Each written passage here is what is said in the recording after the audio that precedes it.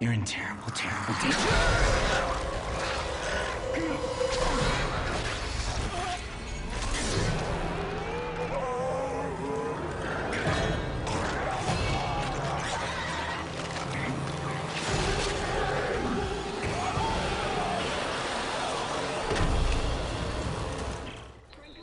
When Dead Space 1 hit the stores in 2008, it left people pooping in their diapers and people questioning whether it was more scary than the Silent Hill games.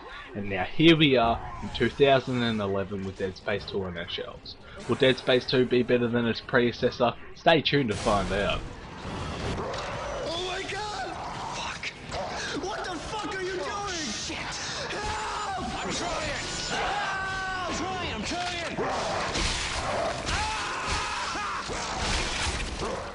Dead Space 2 takes place a few years later after Dead Space 1. You'll still play as Isaac Clarke, but instead of being sent to a spaceship to do repairs on it, you actually begin in the psych ward on a space station which has just begun to have its first outbreak of the necromorphs.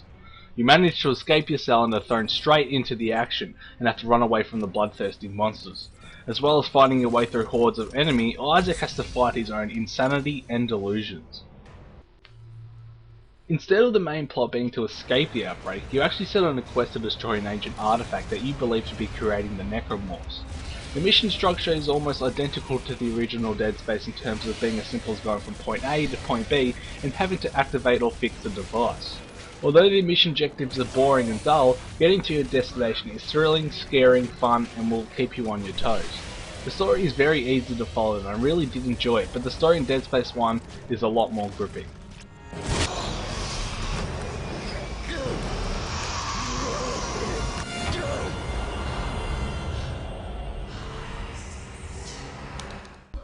The gameplay is where this game really shines. Dead Space 2 includes all of the old features that we loved in Dead Space 1, but has many new features which will keep you coming back to this game. All the best weapons from Dead Space 1 returns, but now are better than ever with new upgrades. There are also new weapons as well, including the detonator, which lets you place mines, and the javelin gun, which fires spears that can impale the necromorphs to the wall. As well as these new weapons, the kinesis has also been upgraded. Now you can pick up the sharp enemies' limbs to use against them, as well as spears which can come in handy since ammo can be hard to come across, especially on the harder difficulties. Even though you have these amazing weapons, you still feel as if you're in constant danger. You always have that feeling that there is something behind you.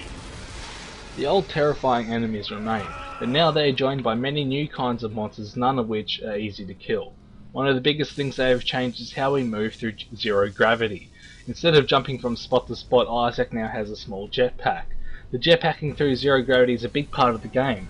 Some of the most challenging puzzles occur during these small missions. Although it is fun to fly through zero G, it can be disorientated but can be simply corrected with a simple push of a button. The most noticeable change, however, is the change of scenery.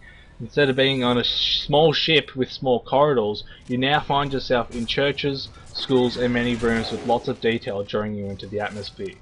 One of the features that remains that I dislike is the health bar being on the back of Isaac's suit.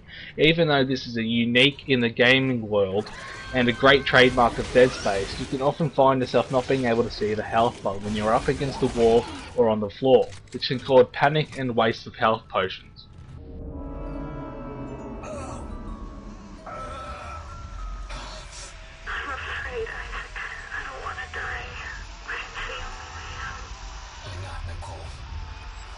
Nicole's dead. You're not really here.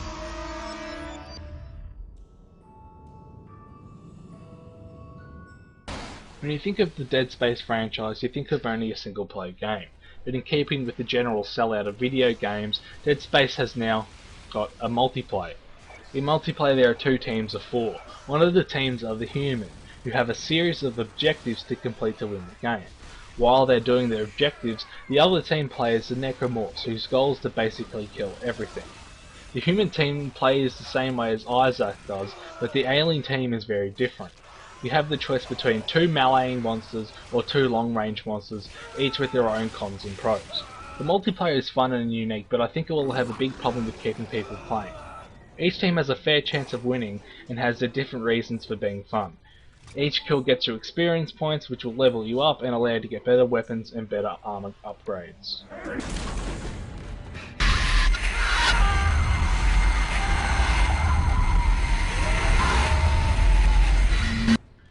story lacks excitement, but is well supported by many side plots.